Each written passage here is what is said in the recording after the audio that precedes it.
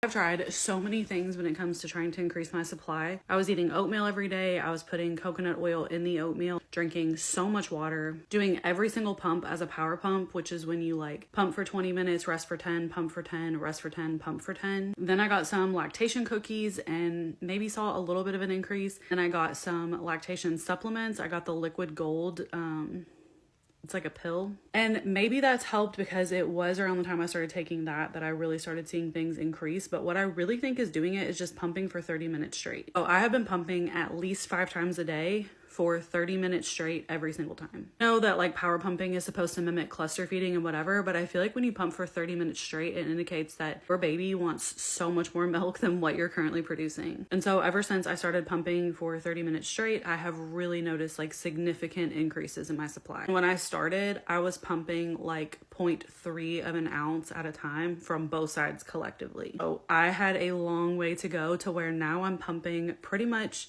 no less than 2 ounces collectively at a time.